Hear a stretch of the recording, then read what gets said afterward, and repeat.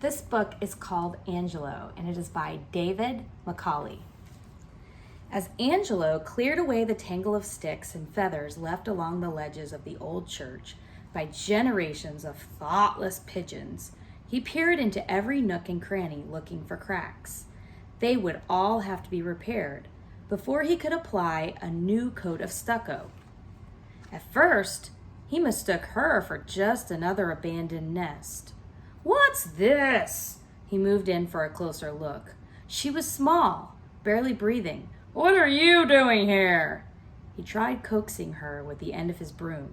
"Come on, you can't stay there. I've got work to do." But she did stay there, so he worked around her.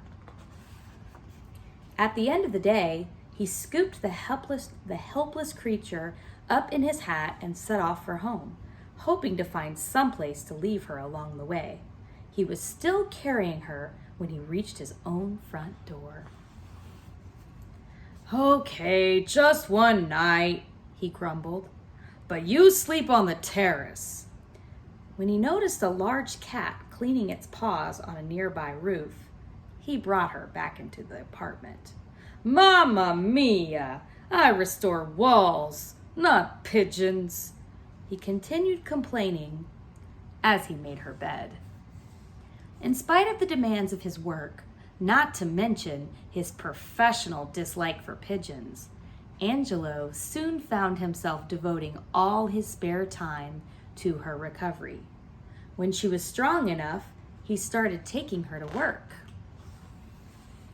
On sunny weekends, he drove her out onto the countryside to recuperate among the ancient ruins and majestic pines. In the evenings, he introduced her to his favorite music. With this kind of attention, it wasn't long before she was completely recovered. One morning, after breakfast, as he left for the church, she disappeared over the rooftops. Angelo loved his work. With wet plaster and a few simple tools, he had spent his whole life making crumbling walls smooth again and bringing even the most weathered piece of sculpture back to life. She was just beginning her career in the performing arts as an actress in one of the more popular piazzas. From time to time, she would stop by and watch Angelo work. After a few months, she realized that he was slowing down. It was taking him longer to mix the stucco, and he seemed to be resting more often. One afternoon, she paid him a visit. The old man looked tired and worried, and at first, she didn't recognize her. Then she cooed. "Hey, is that you, Bird? I suppose you want your ledge back, eh?" She cooed again. "Well, I'll tell you, I don't know whether this wall's getting bigger or I'm getting smaller, but I'm starting to wonder if I'll ever see it finished." Shaking his head, he picked up a small brush and went back to cleaning between the toes of an evangelist. She stayed with him for the rest of the afternoon to coo encouragement, so he worked around her. She showed up again the following day and day after day after that to help. As the temperature rose, she fanned him with her wings. When he looked particularly weary, she carried his handkerchief to a nearby fountain and soaked it in the cool water. From time to time, Angelo would interpret his work to explain some of the finer points of his craft. At lunchtime, she and a few friends provided entertainment. The longer Angelo sat and rested, the better he would work in the afternoons. Also, the more crumbs he dropped. Even with her help, however, there still didn't seem to be enough hours in the day. Before long, they were working right through lunch. Fortunately, they had their weekends to rest.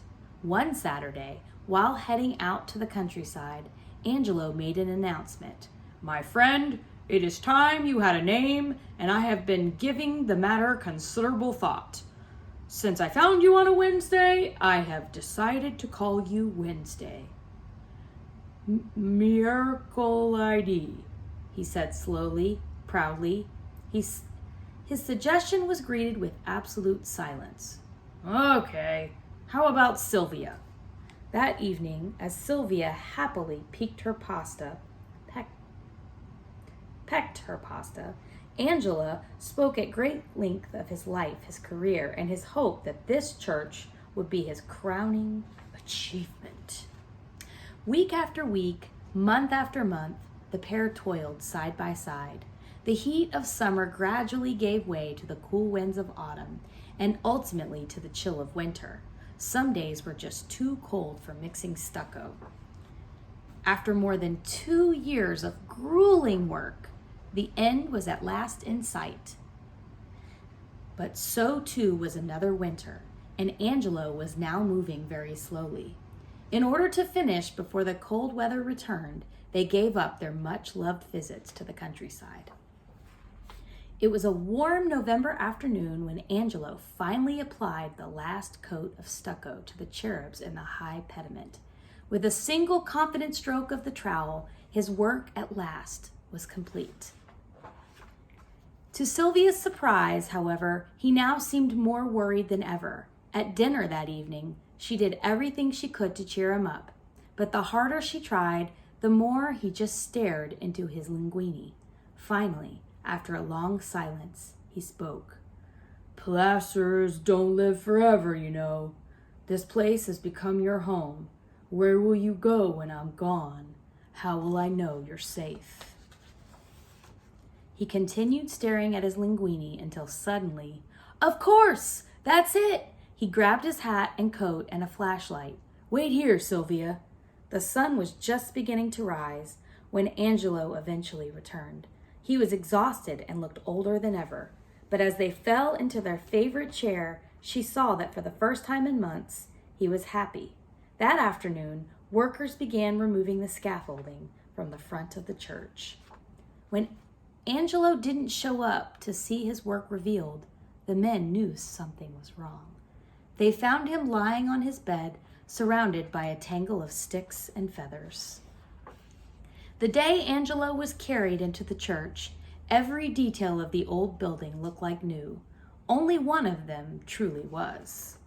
Far above the street and between the cherubs sat a single, perfect family nest. To make sure that it could never be swept away, Angelo had shaped every stick and every feather of Sylvia's new house out of stucco.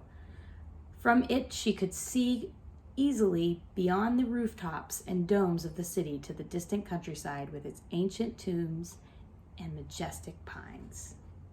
Many years later, when the church once again required some attention, a pair of young plasters came upon Angelo's beautiful nest. It was still in perfect condition. In the nest were a few feathers and what appeared to be the remains of an old hat. Neither plasterer touched a thing.